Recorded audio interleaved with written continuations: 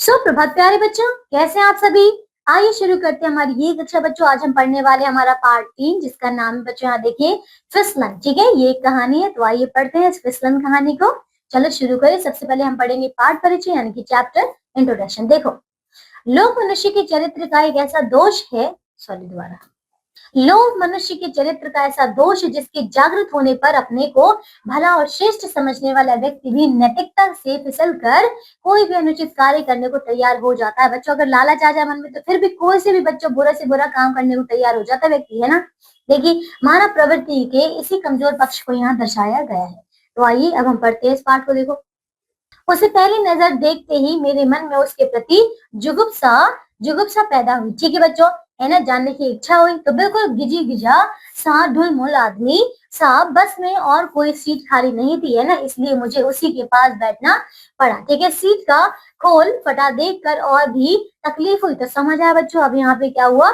अब ये व्यक्ति था, ठीक है, ये कोई नया व्यक्ति आया था, वो बस में जाकर बैठा, उसको वहां पे कोई एक ऐसा ऐसे जो इसने देखा बच्चों, कैसा बिल्कुल गिजगिजा सा, है ना, ढुलमुल सा आदमी वहां पे बैठा हुआ था। और उस बच्चों उस सीट पे जो था, उस सीट का खोल भी फटा हुआ था, लेकिन कोई और तो जगह खाली नहीं थी, तो भला कहाँ बैठता, तो बैठना पड़ा, है ना।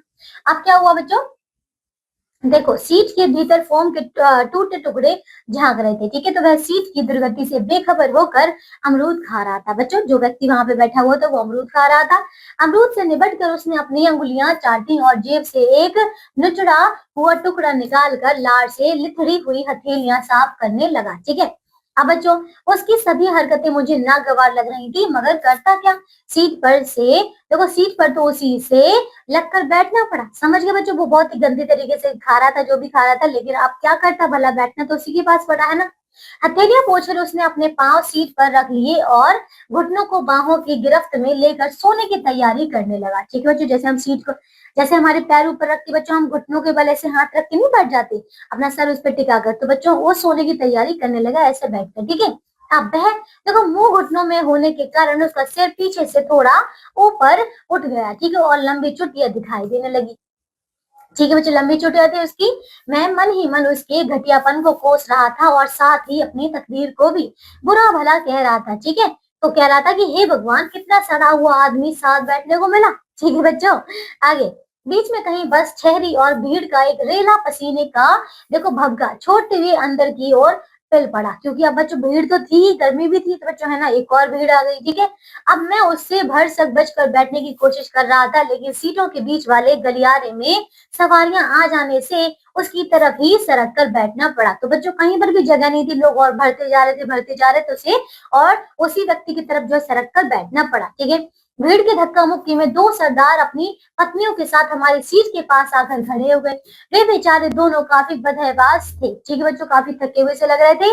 पत्नी बच्चों के साथ शनिवार की शाम दिल्ली में बिताने के लिए निकले थे, पर भीड़, गर्मी और देखो धक्कम पेल से परेशान थी। समझ गए बच्चों, क्योंकि भीड़ इतनी, है ना, गर्मी इतनी थी, है ना, तो बस इस चीज से वो परेशान थे। तभी मेरे मन में उठने की बात आई, क्योंकि मेरी सीट छोड़ देने से एक औरत और बच्चे को तो थोड़ी जगह मिल सकती थी। ठीक बच्चों, ऐसा इसने सोचा। देखो, मैं उठूं कि इसके पहले ही मेरे पाँव के पास आकर कुछ गिरा। ठीक है बच्चों, क्या पाँव के पास आकर कुछ गिरा इस व्यक्ति के, तो मैंने गर्दन को थोड़ा घुमाकर देखा। अब जब इसने देखा, क्या हुआ, वह एक खूबसूरत पर्स था। क्या था बच्चों, एक पर्स था। ठीक है, तो मुझे अपनी सांस रुकती सी मालूम हुई। ठीक है, निश्चय ही वह उन सरदारों में से किसी एक का था। वे बेचारे धक्कों से इधर उधर हो रहे थे और शायद इसी कश्मकश में बटुआ किसी की जेब से फिसल पड़ा था। ठीक है, चलो, जी होगा किसी का। समझ गए बच्चों, आप देखो, किसी ना किसी का तो गिर गया था, उसे लगा कि शायद इस सरदारों में से किसी एक का होगा और धक्कम धुक्की में गिर गया होगा। ठीक है, अब चलो, होगा मान लो किसी का भी। ठीक है, बाला, है ना, भाव, देखो, चलो जी, होगा किसी का वाला भाव मन में जागा, पर साथ ही जूता पर्स पर पहुंच गया। अब बच्चे, जूता पर्स पर पहुंच गया से छुपाने के लिए, समझ गए, है ना। तो इस आकस्मिकता के चलते दिल में विचित्र सी डॉल भी होने लगी। अब वो सोचने लगा कि भाई क्या करूं, मैं इसको बता दूं या फिर मैं इसे छुपा लूं, क्योंकि वो पैर तो पहुंच ही गया था इसे छुपाने के लिए। ठीक है, तब मेरे पास बैठे उस मकड़े नुमा शख्स ने इसी क्षण अंगड़ाई ली। ठीक है बच्चों, अंगड़ाई ली और अपने दोनों पांव सीट से हटाकर मेरे जूते वाले पैर से सटा लिए। ठीक है, मैंने जूते के तल्ले से पर्स को पूरी तरह छुपा लिया और जी जान से कोशिश करने लगा कि जैसे भी हो पर्स को आंख बचाकर उठा लूं और कहीं सुरक्षित जगह रख लूं। ठीक है बच्चों, अब वो सोच रहा था कि भाई कैसे भी करके पता ना चले किसी को, मैं इसे छुपा कर कहीं रख लूं। मेरे भीतर एक अजीब सा अंधड़ चल पड़ा। ठीक है, थोड़ी देर बाद बस फिर रुकी और अगली तरफ कुछ सीटें खाली हो गई। ठीक है, तो दोनों सरदारों और उनकी पत्नियों बच्चों को खाली सीटें मिल गई। देखो, अब बस में कुछ भीड़ कम हुई तो मेरे मन में उलझन होने लगी। ठीक है, मेरे मन में उलझन होने लगी। मैं तो दिल से यही चाहता था कि बस में बेपनाह भीड़ बढ़ती चली जाए तो किसी को अपनी जेबें टटोल कर पर्स खो जाने का गुमान ही ना हो, है ना बच्चों, क्योंकि अगर भीड़ होगी तो फिर कोई ध्यान नहीं देगा इतना, है ना, कि अपनी जेबें देखे, है ना। बस ये चाहता था कि बस अब तो भीड़ बढ़ती चली जाए। ठीक है, कुछ देर के लिए मैं बस की स्थिति से बेखबर हो गया और अपनी संपूर्ण चेतना से पर्स गायब करने की उधेड़-बुन में लग गया। ठीक है बच्चों, तो मैंने इधर-उधर ताका झांकी की और अपने हाथ में ली हुई किताब नीचे गिरा दी। मेरे साथ वाले आदमी ने झुककर उसे उठाना चाहा, पर मैंने उसे यह अवसर नहीं दिया और पर्स को किताब के नीचे छिपाते हुए उसे ऊपर उठा लिया।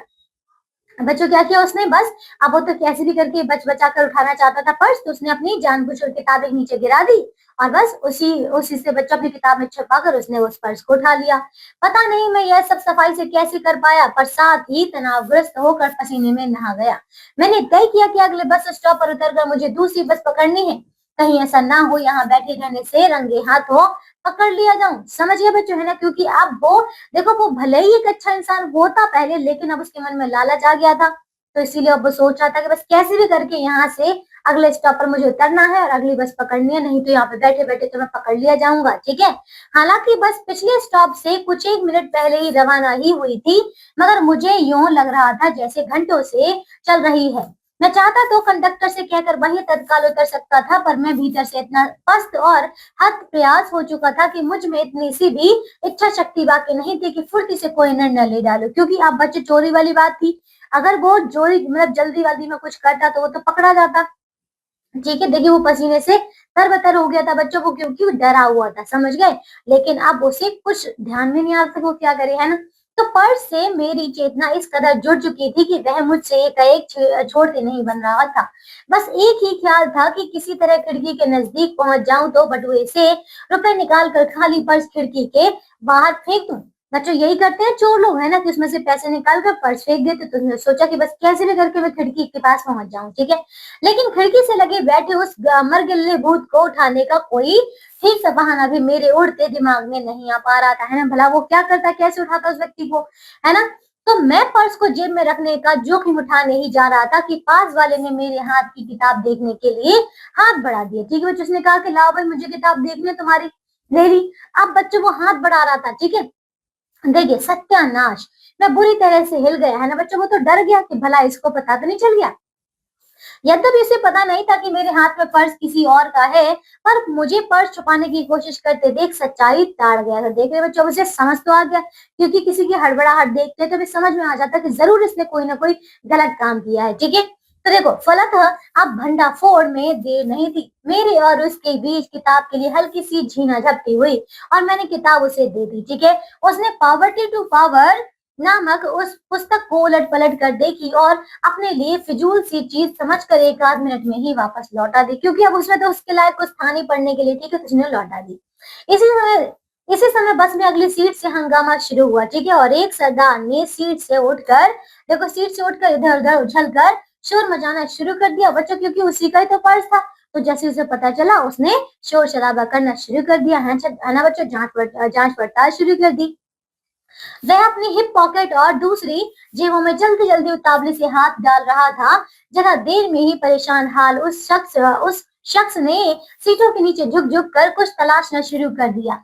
जल्दी से कंडक्टर लपक कर उसके पास पहुंच गया। ठीक है बच्चों, अब दूसरा सरदार भी उसके प्रयासों में सम्मिलित होते हुए बोला, प्रहा जी, बटवा आराम नाल ढूंढो। अब देख रहे हैं बच्चों, उसको तसल्ली देने के लिए कह रहे कि भाई आराम से ढूंढो। ठीक है, ऐसे कह रहा है। अब देखिए, जिस सरदार का पर्स गुम हुआ था उसकी पत्नी भी सीट छोड़कर खड़ी हो गई और सीटों के नीचे झुक झुक कर पर्स ढूंढने लगी। मैंने खतरे को सिर पर आया देखकर पर्स अपनी सीट के फटे हिस्से में छिपा दिया। कहाँ छिपा दिया बच्चों? वो जो सीट फटी हुई थी उसमें घुसा दिया उसने वो। ठीक है, आगे, यूं तो पर्स पूरी तरह छिप गया पर मेरे पास बैठे आदमी ने बदहवासी ढांप ली। ठीक है बच्चों, वो तो समझ गया था। ठीक है, तो मैं घबराहट में पसीने में नहा उठा, समझ गए बच्चों, और पसीना आने लगा। मुझे अपनी सांस ठहरी हुई जान पड़ी और आंखों में मेरा अपना पूरा वजूद बहुत भद्दी स्थिति में मूर्त हो उठा। ठीक है बच्चों, अब देखो, अभी मैं पकड़ा जाऊंगा, यह सिलबिल्ला सा आदमी अगले क्षण ही सारी पोल खोल देगा। उसे यही लग रहा था कि भाई ये तो बता देगा, है ना, तो थाने के सामने बस जरूर ठहरेगी, मुझे पुलिस के हवाले कर दिया जाएगा। मारपीट, तुक्का, फजीहत, है ना, तो होगी ही, नौकरी अलग से गई, समझो। समझ गए बच्चों, तो इसे सिर्फ सारी बातों का डर लगने लगा। ठीक है, पत्नी बच्चे सिर पीट कर रह जाएंगे। ठीक है, मेरे साथी और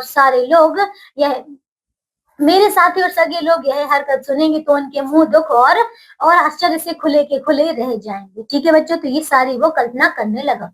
तभी मेरी आंखों के आगे कुछ महीने पहले गुजरी एक ऐसी ही बेहुदा स्थिति आ गई। एक देखो, फिर एक मेरे जैसे ही सफेद पोश सज्जन बाहर से आलू खरीद रहे थे, है ना बच्चों। अब एक घटना को याद करने लगा, ऐसे ही इसने कहा कि भाई एक सफेद पोश सज्जन व्यक्ति थे मेरे घर के सामने, जो है बाजार में ही आलू खरीद रहे थे। उसके सामने उन्होंने पालक छांटते हुए दुकानदार की नजर बचाकर एक आलू चुपके से झोले में डाल लिया। ठीक है बच्चों, इस हरकत को उसने देखा था। पास वाली कुंजड़िन ने यह हरकत देख ली और आलू वाले से कह दिया। ठीक है, तो उस दुकानदार ने बाबू साहब की सूरत देखी और लापरवाही से बोला। उसने कहा, कहता कि चल छोड़, डाल लिया तो डाल लिया। ठीक है, तरह देखो, फिर अब काहे का टंटा, है ना, ऐसा कहा। मगर वह कुंजड़िन नहीं मानी, है ना, उसने बाबूजी के हाथ से थैला झपट कर उलट दिया और बुरी तरह लताड़ने लगी, है ना बच्चों। वो तो बहुत उसे उल्टा सीधा सुनाने लगी थी। देखो, शर्म हया तो घोल कर पी रखी, गरीबन को लोहो पीते भी लाज नहीं आती, है ना, कि एक आलू के लिए तुम चोरी कर रहे हो, है ना। तो कुंजड़िन की हाय तौबा से तमाशबीनों की भीड़ लग गई, है ना। तो उन साहब की इतनी किरकिरी हुई कि क्या कहूँ, समझ गए, इतनी बेइज्जती हुई थी उसकी। तो उस वक्त मेरा अपना सिर क्या शर्म से झुक नहीं गया था। मैं उस साहब के चेहरे पर नजर डालने की ताब नहीं ला सका था। ठीक है, क्योंकि अब शर्म तो इसे भी आ रही थी, है। देखो, जब भी मुझे वह घटना की याद आती थी, मैं अजीब सी हया में गर्क हो जाता था। और आज मैं जाने अनजाने ही इतनी दुर्गति में फंस गया था कि अपने निस्तार की कोई सूरत ही नजर नहीं आती थी। क्योंकि बच्चों, अब उसे चोरी तो इसने की थी, समझ के की नहीं थी, लेकिन बच्चों लालच तो था इसके मन में, इसीलिए उसे इसलिए भी कुछ सोच ही नहीं पा रहा था कि क्या करे। ठीक है, आगे देखिए। अब सारी बस में पर्स को लेकर तरह तरह के मंतव्य सुनाई पड़ रहे थे।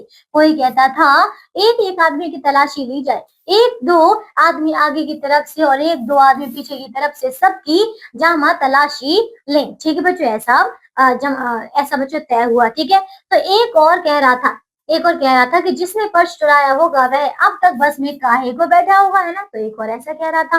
तो उनकी मंशा सुनकर मैं ऊपर से नीचे तक सिहर उठा। मेरे पास बैठा वह मर्गल बहुत ध्यान से मुझे लक्ष्य कर रहा था। शुरू में तो वह मुझे बहुत सपाट चेहरे वाला लगा था, है ना, मगर अब उसकी आंखों में व्यंग और हिकारत साफ उभर कर आ रही थी, क्योंकि जब वो उसकी सच्चाई भाप चुका था। उसने मुंह पर हथेली रखकर जमाई ली और थोड़ा फैलकर बैठ गया।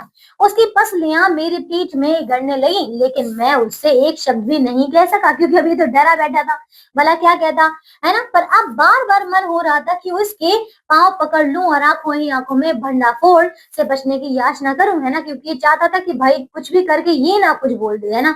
देखो, विचित्र परिस्थिति थी। उज्जड़ से ठल्ला और भुक्खड़ दिखाई देने वाला आदमी उस क्षण अपना उद्धारक लग रहा था, है ना। तो उसकी पीली पीली रोगीली आंखों को देखकर मैं इतना भयाक्रांत हो गया कि बेहोशी सी आने लगी। ठीक है, मुझे सारी बातें उड़ती उड़ती सुनाई पड़ रही थी बच्चों। अब इसको इसे बच्चों इतना डर लग रहा था कि जो पसीने में तो नहाया हुआ था, और मतलब आप कह सकते हैं कि भयाक्रांत, यानी कि चारों ओर बस ऐसा लग रहा था कि भाई ये पकड़ा गया ना तो इसकी तो पता नहीं क्या हो जाएगा। ठीक है, देखिए, पर्स को माध्यम बनाकर आज की मानवीय विकृतियों का रोना रोया जा रहा था। एक बार देखो, एक कोई पूछ रहे थे, सरदार जी पर्स में कितने रुपए थे। पर्स में कुछ जरूरी कागज भी थी, है ना, फौज में होने की वजह से कुछ पहचान पत्र भी थे। उसे रुपयों की उतनी परवाह नहीं थी जितनी कागजात के गुम हो जाने की थी। ठीक है बच्चों, बस शायद पुलिस चौकी के नजदीक ही थी कि मेरे पास वाला आदमी एकदम से उठकर खड़ा हो गया, है ना। उस वक्त मुझे होश नहीं रहा कि मैं कहाँ हूँ, समझ आया, उसे तो कुछ पता नहीं चला। सिर में वह घुमेराई कि बस में बैठी सवारियां टूटते खिलौनों सी गड़मड़ नजर आई। समझ गए? तो बस के भीतर बेपनाह शोर, मात्र धू धू ध्वनि सा लगा। समझ गए बच्चों? उस समय तो ऐसा लग रहा था जैसे इसे कोई होश ही नहीं है, पता ही नहीं चला कि आसपास क्या हो रहा है। ठीक है, कुछ देर बाद सहसा मेरी चेतना लौटी तो मैंने पाया कि मेरे साथ वाला तकरीर के अंदाज में अटक अटक कर कुछ कह रहा था। ठीक है, सरदार जी, आपको बटवा खोने की रपट जरूर करानी चाहिए। ठीक है, आप जहाँ से बस में चढ़े थे वहां को थानो सवाबाद लगता है, ऐसा कहा। ठीक है, उसने कहा कि भाई आपको पुलिस थाने में रिपोर्ट तो लिखवानी चाहिए। आप बस से उतर के वहीं पहुंचो और रिपोर्ट लिखवाओ। ठीक है, यहाँ तो थाना सवाबाद सादरा के लगेगी। ठीक है, ऐसा कहा। आपकी यहाँ सुनवाई ना होएगी, बाल बच्चा के संग हो, पुलिस वाले 200-400 और ठग ले जाएंगे। ठीक है, होएगो हवाएगो कुछ भी ना। ठीक है, मैं सच्ची कहूँ, ऐसा उसने अपनी भाषा में कहा कि भाई कुछ नहीं होगा यहाँ पर, वहीं जाओ, वहीं पर रिपोर्ट लेकर आओ। ठीक है, बस में बैठी सवारियों ने जोरदार तारीफ की। ठीक है, वह उस आदमी के तर्क का असर था या देखो, फिर बस में बैठी सवारियों को अपने गंतव्य पर पहुंचने की जल्दी थी, है ना। अब देखिए बच्चों, समझ गए? तो मतलब ये किसका असर था, उस आदमी की बातों का या फिर सब लोगों को अपनी अपनी जगह पर जाने की जल्दी थी, है ना। तो अब उसके बाद हुआ क्या, सरदार लोग भी उसकी दलील से प्रभावित होकर सीटों से उठकर खड़े हो गए और उतरने के लिए दरवाजे की ओर बढ़ने लगे, है ना, क्योंकि सबको लगा कि शायद यही सही है, रिपोर्ट लिखवानी चाहिए। ठीक है, तो बस से उतरते उतरते हुए वह सरदार जिसका बटुआ गुमा हुआ था हाथ जोड़कर बोला, भाइयों, बस इतनी मेहरबानी करना कि पर्स में रखे कागजात मेरे पते पर जरूर वापस लौटा देना, रुपए बेशक रख लेना, है ना, हमारे आइडेंटिटी कार्ड पर पता लिखा है, ऐसा कहा। ठीक है कि भाई जो भी है पैसा रखना हो रख लेना, पर मेरे कार्ड जो है, मेरे जरूरी कागजात मेरे पते पर पहुंचा देना। ठीक है, मेरे उस भाई ने मेरे उस भाई से अरदास है, मेरे बड़े नुकसान की परवाह जरूर करना, ऐसा कहा। ठीक है, देखो, उस दुखी सरदार की इतनी भावना और इतनी कातर याचना पर मेरा मन सहसा द्रवित हो उठा, लेकिन मैं अपनी देखो फजीहत से डर कर चुप रह गया। ठीक है, इसने तब भी कुछ नहीं कहा। देखो, हाथ जोड़ते हुए वह शख्स बस से नीचे उतर गया। उसकी गमगीन बीवी ने एक बार उदासी से भरी नजर सवारियों पर डाली और वह भी बस से उतर गई। मैं भीतर ही भीतर कट कर रह गया। ठीक है बच्चों, अब आगे आगे देखिए, बस चली तो अपनी बेशर्मी के बावजूद मैंने महसूस किया कि मेरे जी में चुभा हुआ कांटा निकल चुका था। मुझे यह सोचकर बड़ी राहत मिली कि मेरे हमसफर ने अपनी दलील से मुझे एक हादसे का शिकार होते होते बचा लिया था। किस बच्चों? उसी व्यक्ति ने, ठीक है, जो उसके साथ सीट पर बैठा था। साथ ही मैं इस उधेड़ में पड़ गया, आखिर उसने ऐसा किया क्यों? ठीक है बच्चों, ऐसा क्यों किया, मैं अजीब सी उलझन में फंस गया। ठीक है, अंतिम निष्कर्ष के रूप में यह बात मेरे जहन में उतरी कि हो ना हो मेरे द्वारा हड़पे बटुए की रकम में यह दुष्ट अपना हिस्सा चाहता होगा। ठीक है बच्चों, मुझे बचाने की मुरब्बत का तो कोई सवाल ही नहीं था, है ना। भला मुझे क्यों बचाता, जरूर इसे अपना हिस्सा ही चाहिए होगा, है ना। तो वह मुझे पहले से तो जानता नहीं था, किसी अनजान शख्स को कोई इस ढब पर क्यों बचाना चाहेगा, है ना। तो ये वो सोच रहा था। मुझे बस स्टैंड से पहले एक मोड़ पर उतरना था, लेकिन मैंने अपना विचार बदल लिया। कहीं ऐसा ना हो कि मैं स्टैंड से पहले उतरने के लिए खड़ा हूँ और यह शख्स बटुआ चोर कहकर शोर मचाने लग जाए। ठीक है, बस स्टैंड पर ही उतरना मुनासिब समझकर मैं चुपचाप बैठा रहा। इसने कुछ नहीं कहा, है ना। सोचता रहा कि अगर उठूंगा तो क्या पता ये शोर ना मचा दे। तो बस स्टैंड परिसर में दाखिल होते ही सवारियों में बस से उतरने की अफरा तफरी मच गई। ठीक है, ड्राइवर बस को मुनासिब जगह खड़ा करने की गरज से बस को बैक कर रहा था और सवारियां थी कि धड़ाधड़ उतरती चली जा रही थी। जब बस की सारी सवारियां उतर गईं और ड्राइवर भी अपनी खिड़की से कूदकर बाहर निकल गया, तो मैंने सीट के खोल से पर्स निकाला और उसे किताब की आड़ में छिपाते हुए बस से बाहर आ गया। ठीक है, वह शख्स भी मेरे पीछे लग गया था। देख रहे हो, जब वो व्यक्ति भी आ रहा था, इसने जैसे तैसे उस पर्स को निकाला सीट से, पर वो व्यक्ति उसके पीछे ही लग गया था। ठीक है, मेरे लिए यह कोई अप्रत्याशित स्थिति नहीं थी। ठीक है, जाहिर सी बात थी कि उसे अपना हिस्सा लेना ही था। मानसिक रूप से मैं भी बंटवारे के लिए तैयार था। वह मेरे पीछे पीछे बस स्टैंड से बाहर निकल आया। एकाएक उसने मेरे बढ़ते कदमों पर ए बाबू साहब कहकर पूर्ण विराम लगा दिया। तो बस उसने बुलाया कि भाई सुनो बाबूजी। ठीक है, देखो, वह मेरे ऐन सामने आकर खड़ा हो गया। देखो, उसकी तीखी निगाह मेरे चेहरे पर गड़ी थी। उन आंखों में विद्रूप और घृणा का असीम पारावार उमड़ रहा था। उसने अप्रत्याशित ढंग से बोलना शुरू कर दिया। का आस औलाद वाले नहीं हो? क्या कहा कि का आस औलाद वाले नहीं हो? डाका क्यों ना डालते, है ना, भीख क्यों ना मांगते, और उनका खून पीते हया शर्म कुछ ना आवे, है ना, हुई पकड़वाता हो तो जेल खाने में चक्की पीसते। अब क्योंकि बच्चे इन बातों से समझ आ गए कि उसे पता था। उसने कहा कि अगर मैंने तुम्हें वहीं पकड़वा दिया होता तो बस सारा समझ में आ जाता और जेल खाने में चक्की पीसते, ठीक है।